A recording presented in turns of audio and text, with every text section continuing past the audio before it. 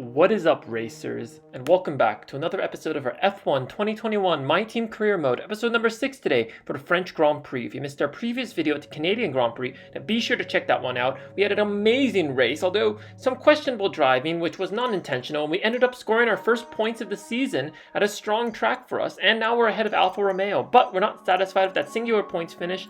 As you can see, life doesn't stop here at Toyota Racing, as we're investing in not only a lot of events in coming weeks, but also in a major rear downforce upgrade, which will be important, as you know, we need to develop this car if we want to continue scoring points and holding our 8th place in the Constructors' Championship. But as you can see, we have a department event. Sato wants to increase the intensity of his fitness routine, which will really increase his focus, but his driver awareness will go down quite a bit. And, well, Sato already isn't a very good driver, so I don't want to see his stats go down just for focus. So there will be chances to increase focus, but I think we're just going to stay off on that. But as we advance through the weekend, as you can see, our streamlined suspension arm, which is a drag reduction upgrade, was successful. And also, the monocoque structure, the weight reduction upgrade, which failed last episode, has come in, which is great to see. And so as you can see, we're starting to build the car. We're starting to see it go from a back marker, and potentially we'll bring it into the midfield as the season goes on. As you can see, our successful upgrades indicated there. And we invest in a minor drag reduction, because that's the only real upgrade that we could have invested in with the points that we had. But as we go into the French Grand Prix, dry qualifying, but the race, there's going to be some mixed conditions, some rain at the very end, which doesn't really inspire me of much confidence, which means because we'll probably have to run a dry setup on a wet in the wet portion of the race, because most of it will be dry. I'm not compromising for that. But as you can see, we reaffirmed a position as the 8th best team in Formula 1, and well, we looked pretty good in practice, in both practice sessions, with Sato being well off as usual.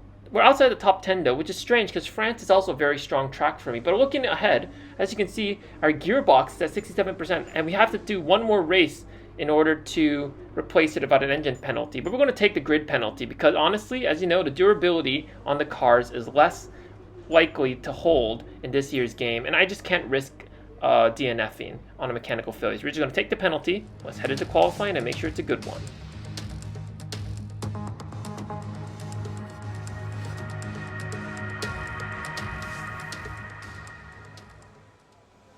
And here we are into qualifying, and I forgot to show my setup again. I believe I'm running the balanced setup because I did the increased top speed setup on the default, and it just wasn't good. But as you can see, our 5th-place grid penalty is confirmed, which means you have to get a good position in qualifying to avoid that. But as you can see, even with the extra downforce, our car is feeling really skittish and really boaty as we're just getting tons of understeer through every corner. As we go through, we're about to enter Labose, the complicated multiple of turn 12, and so much understeer. I missed the apex completely and ride the curve. As we go around the final hairpin at turn 15, down the long DRS straight, wide again. That just sums up this lap. Just going too wide all the time. And in the end, it's only P7, which will propel us down the order very quickly. We're in P14 at the moment. Sato is, well, as usual, he's out of Q1 at the moment, but I think we can do better. So we go it again, a little tighter, but I am braking a little earlier and riding the curbs a little too much, as you can see in that instance. So we gain a 10th through the first 2 turns, which will help us as we go down the second part of the Mistral Straight, heading into the fast right-hander of turn 11, getting ready, that was turn 10, entering turn 11 right now at Labose. And going very, very close. Well, I did let off the pedal a little earlier than I usually did. We set a purple second sector though. We're up by 8 tenths as we go wide again through turn 15. So we power down the DRS straight with the DRS wide open, gaining about 7.5 tenths. Cross the line, and we're only up at the P12. As qualifying is complete, we have time for one more lap, and it turns out to be my best lap. So we'll narrate it through the entire thing.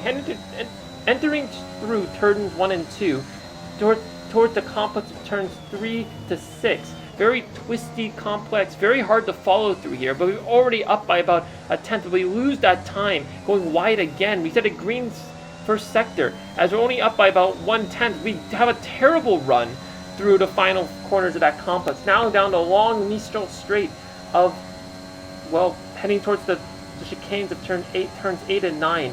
Quite easy to overtake with this long run. But as you see, Fernando Alonso completely pushes us back and brake checks us, and so we lose all the good time we had. It's at a red second sector.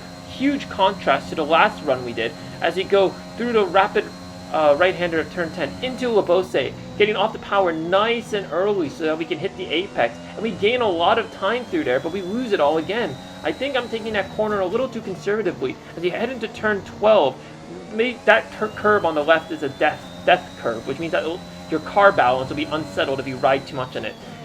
If you don't believe me, just watch our Breaking Point episode where we raced in France, and you'll see what I mean. Through turns 15 now, keeping right on the curb, being very careful not to unsettle the car. As we power down the straight, the red turned to green. We're only up by about 0.02 of a second, and we hold on to P12. But as you can see, it's a 5-place grid penalty. If we finished like this, we would have been in P17. We would have been, well, right near our teammate Sato.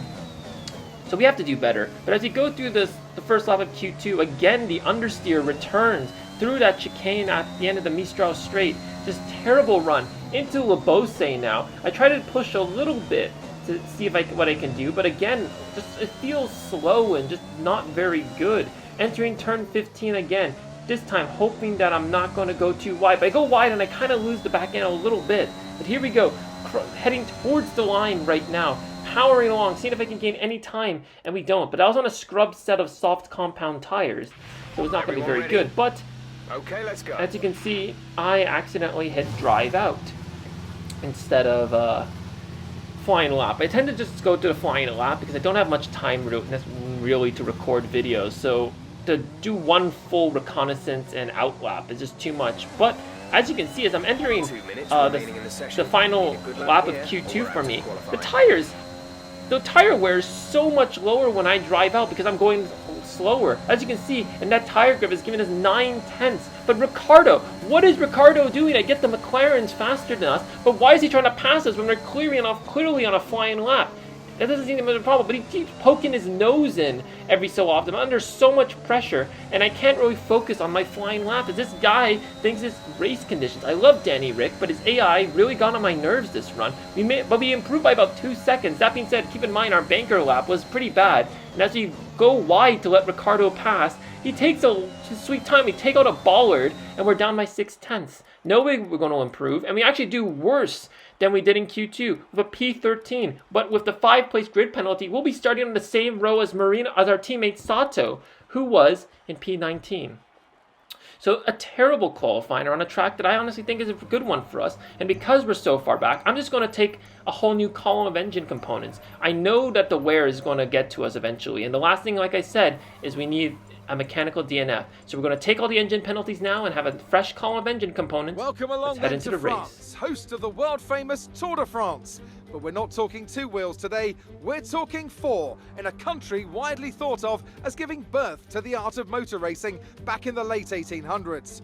We've come a long way since then, and you're about to find out how far. It's time for the French Grand Prix. Mastering a lap of Paul Ricard means getting to know 15 corners, 6 left and 9 right, for an overall lap distance of 3.6 miles.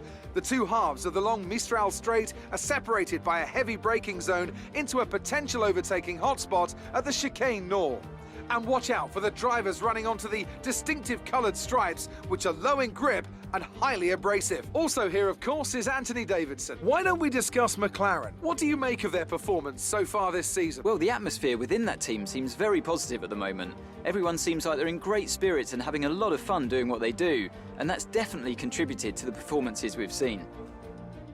Let's run you through the driver grid order for today's exciting race. Lewis Hamilton lines up on pole position, and Lando Norris lines up alongside. As we continue through the rest of the grid today, we have Bottas, Verstappen, Daniel Ricciardo and Perez, Leclerc, Sainz, Gasly and Sebastian Vettel, Tsunoda, Stroll, Fernando Alonso and Raikkonen, Giovinazzi, Mick Schumacher, Marino Sato and Nikita Mazepin. Ocon, they've taken a grid penalty. Russell, Latifi and the engineer. It's almost time for those 5 red lights to go out. Then let's see who can prevail today. After the points finish last race, let's aim to keep the momentum going. That's the objective, Jeff. But, well, it's going to be hard. Here we are, the back of the grid. Marino Sato gets propelled up a few places because I think Esteban Ocon also took some grid penalties. We're going to be going to one-stop strategy from instead of medium tires instead of hard tires. And I think the one-stop will be powerful around Paul Ricard. But we'll have to see. Lando is on the front row. Can't say the same for us, but we've got to just make the most of our situation and focus on our own race. The 5 red lights for the French Grand Prix. Here we go, lights out, and away we go from the back of the grid. Deploying the ERS right away. It's a good start from us compared to Nicolas Latifi. We get boxed in by his teammate George Russell. They try and prepare a move around the outside. We're off the track at this point as Latifi squeezes us. We go deep into turn 1. Trying to see if we can get a move. Russell gets a better exit, but Latifi does, and we're going to try and squeeze him out of turn 2, heading towards the complex of turns 3 to 6. Here we go. Going to go for a move down the inside, diving down the inside, but Mazepin squeezes us out. We hit Mazepin off, and George Russell. What is George doing? Why is he running into us? Anyways, I think I've ruined my race. And I don't know how I haven't gotten any severe front wing damage from that, but that was a stupid dive on my part. I will take full responsibility for that. That was all on me. I was too desperate to get by cars, because as you can see, I mean, Mazepin was already at the corner. I just kind of punted him off. That being said, not many people I think will complain that he was a driver I punted off in comparison to the Canadian Grand Prix when I punted Vettel and Verstappen off. But as you can see, yeah, Mazepin just had the corner. It was his. I was going for a gap that didn't exist, and well, I mean, there's the result, punting him off, and George Russell ultimately was the innocent bystander along with Mazepin in this. God, I can't believe I just said that. What the was he doing? Honestly, is he a for what? Oh man, I mean, George Russell is my favorite driver, so I mean, to hear him say those words to me, I don't know how I feel about that. Meanwhile, I mean, this man, I don't really feel so bad about punting him off. Let's hear what he has to say. Yeah, man, what the Yeah, not very happy from him either. And he's last now, so, I mean, take what you will. But let's not be on negative. Let's focus on some positives right now. Lando Norris gets a brilliant start off the line compared to Lewis Hamilton. Gets so much wheel spin, and Lando takes the lead of the French Grand Prix. If you remember from our last 2 videos, he got 2 second-place finishes. I told you he was in the running for a race win, and it looks like this might be his race. But as you can see on lap 2, we're 6 seconds behind Latifi and the main group of cars ahead of us because of the incident we had with Mazepin and Russell, which means you have a lot of mileage to make up. However, our car is, while not the greatest car on the grid, is way faster than the Williams, and we should be able to catch up to them. And heading on to lap 4, at the end of lap 3, you can see Latifi just ahead of us, and on lap 4, there he is. He's in DRS range. We've closed up to Latifi rather quickly, but I think it's more on Latifi's part that we've maybe managed to catch up to him because he's way off the pack ahead of us. But with DRS, easy pass ahead of us. But there's yellow flags ahead. I wonder who's gone up. That's a Mercedes ahead of us. Who's that? It's Bottas. What is he doing? Why is he just waiting on the side of the track there? Did he have a mechanical fault? Let's look at the replay again. As you can see, here comes Valtteri Bottas heading through turn 1, and he just drops the back end. That's interesting. I mean, I know the AI mistakes in F1 2021 are a lot more realistic, and AI are more tended to drop the back end, but that was like Yuki Tsunoda's in the real-life French Grand Prix during qualifying. As you can see, he just kind of parks up on the side, which I guess is good. I mean, the AI have in the past apparently have had issues where they just kind of drive on regardless if you're there, but waiting there wasn't very safe either. As you can see, yeah, he just rides on the curb, and you can hear the AI put the power down way too early and lose the back end. That's a very realistic mistake. I mean, Bottas, yeah, he would be more likely out of the 2 drivers to do that. But, I mean, also, let's just keep in mind, the fact that his AI was able to keep that out of the wall, pretty impressive as well. But thanks to Bottas, we gained an extra place. But that also had me concerned as well. As you see me go through the settings, I want to see if I have the safety car enabled, and I do. And not only that, it's on increased. I don't know if this is a problem that other people have had, but the safety car just doesn't seem to come out, even on incidents where it'd be logical just to have the safety car out. I mean, Bottas just parked there on this track would have been a cause for a safety car, I think, or at least a virtual safety car. But for some reason it hasn't, and I feel like in F1 2020 we were getting a safety car every race, and they didn't have an increased safety car setting. So I don't know why this has happened. Let me know what you guys think in the comments below. I mean, that being said, this was before the recent patch that gave us Portimao. way before, so maybe there was a bug that they fixed, I don't know. But well, here we go, down the Mistral straight behind Esteban Ocon. Despite some poor driving from us, we managed to catch up. We're trying to break the slipstream with Ocon. We dived on the outside into the chicane. Beautiful move around the outside. Tons of space given, and we take Ocon's position, and with some pit stops, we're up into P12 right now. Up ahead is Mick Schumacher, as more people are pitting. Bottas is pitting, so he must have gotten some sort of damage from that spin. As we go behind the slipstream of Mick Schumacher, I'm really realizing now how much our car looks like the Haas from the Halo view. And here we are, easy work done on the Haas driver. We're up at the P6. And this actually has me thinking, as we sided behind Antonio Giovinazzi, this is a bit of nostalgia from F1 2020, passing Antonio in the Alfa Romeo. But this has me thinking, you can see Sato's all the way up in P4. And remember how poor his form has been recently. So I think the one stop was a lot more powerful than I think it was going to be, because all the drivers behind us are going to have to start passing us. There's no safety car that facilitated this. So I think we're in a really good position to get some good points because of our one stop. And here we go, siding behind Marino Sato down the main straight. Let's hope he doesn't squeeze us out like he did in Canada. And he kind of gives us a bit of a squeeze, but we're well past him at this point. And Sato really is not helping to convince me to keep him for next season. Maybe even for the mid-season break. But as you can see, look at that podium. Tsunoda and Stroll are fighting for the lead. I mean, who'd ever thought we'd ever say that? As Sato lets Lando Norris pass. And that McLaren will be extremely quick. As on to lap 10, so much action's happened in this French Grand Prix. Something I'm not quite think a lot of us are used to saying. Lando tries to go around us on the inside through turn 6, but we raise the hand in anger because I mean, a bit of we did squeeze him a little bit, but I think I was indebted to that corner. But we let Lando by on the Mistral straight because there's no point keeping the McLaren behind him. Speaking of fast cars, Lewis Hamilton, the man who Lando beat at the start, tries to dive us down the outside, but we hold the position. I mean, I will let faster cars pass down straights, but I'm still going to try and hold on to position as best as I can. Unfortunately, that Merc is really fast. Faster than our Toyota.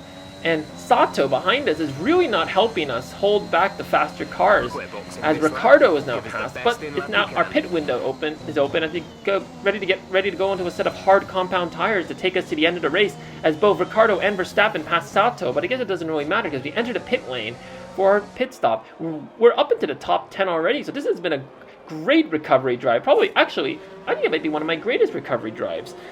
Because, I mean, well, I don't remember ever being able to get into this high a position after starting at the back of the grid and after a first lap crash. So things are looking pretty good for us. At the end of the pit lane, hope the boys give us a good stop. And that's a really good stop for the boys. 2 second stop. I mean, that's not going to stop us from being put to the back of the grid, unfortunately. But that's pretty good for the boys. I'm impressed. And here we are, back into the race as we... Well, now we got to pass Latifi again, and Bottas is way down the order, so that spin has completely ruined his race. But as we head onto the Mistral straight, yellow flags ahead. I wonder what's going on. Raikkonen has been passed by Latifi. Looks like he's stolen. Carlos Sainz is out as well. And Raikkonen, he's had a mechanical failure. You can see the smoke building out of the engine, and the safety car is deployed. So after 6 rounds, we get our first safety car. This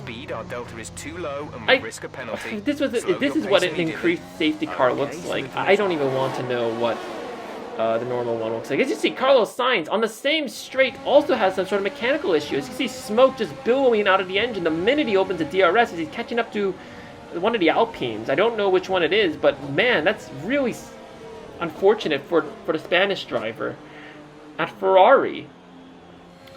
And I guess just because there were 2 mechanical DNFs, that was enough for the stewards to call the safety car. Engine stop, I don't know why.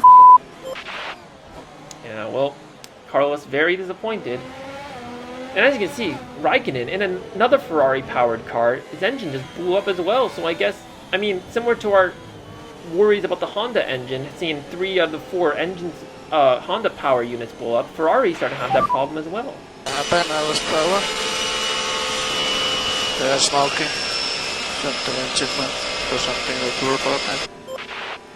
Yeah, I mean, this is the 2nd episode in a row I've had a Kimi Raikkonen team radio clip, and I think it's because, well, he's retiring after this season, as you all know, and, well, just got to make all use of all the radio clips you can, because who knows how many seasons we're going to have with Raikkonen in game. Because after this game, well, Raikkonen won't be in the game anymore. As you can see, we're trying to warm up our tires. Verstappen's way up our backside. I mean, I'll admit, I was well off the train.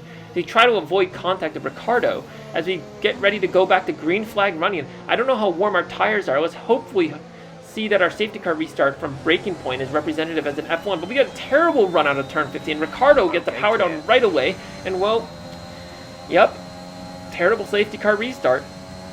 As usual from us. As we try to side up behind Ricciardo on those hard compound tires. Ours are newer, but I don't think we've done a very good job warming them up as we get so much understeer. And Verstappen in that Red Bull looks like he wants to get some revenge on us after that incident in Canada. As we try to hold him off, hugging the apexes into turn 5 right now, into turn 6. Sorry about that.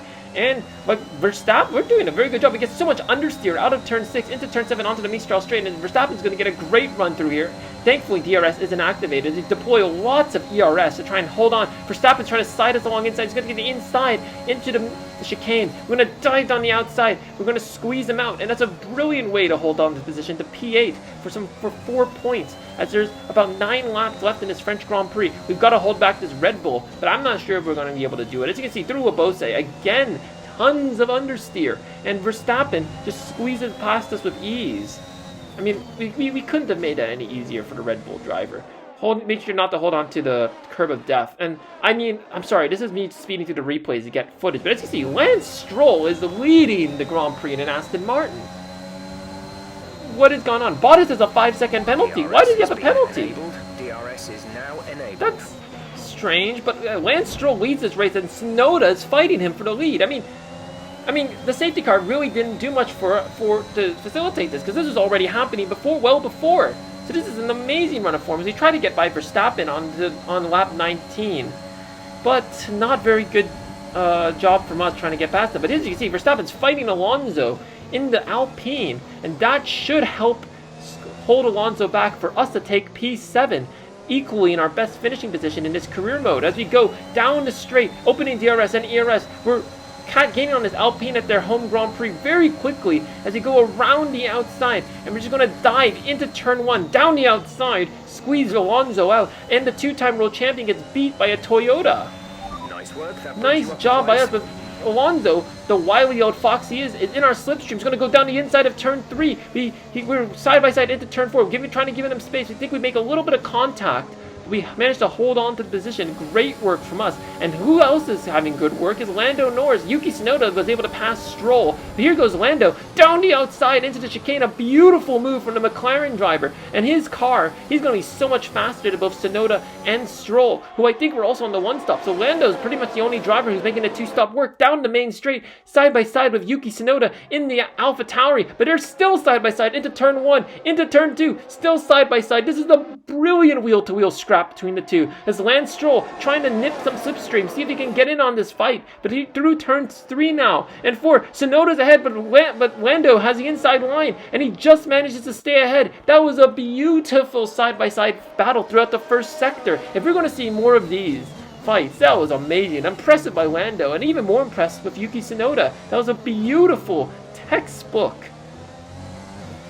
battle and scrap. But as you can see, with 1 lap left, we're just trying to catch up to Daniel Ricciardo in the McLaren. We were originally just going to hold on, but to get a purple sector in the last lap. But let's not look ahead. Let's look ahead at the last lap, and Lando Norris crosses the line to win the French Grand Prix, his first win in Formula 1. Yeah, boy!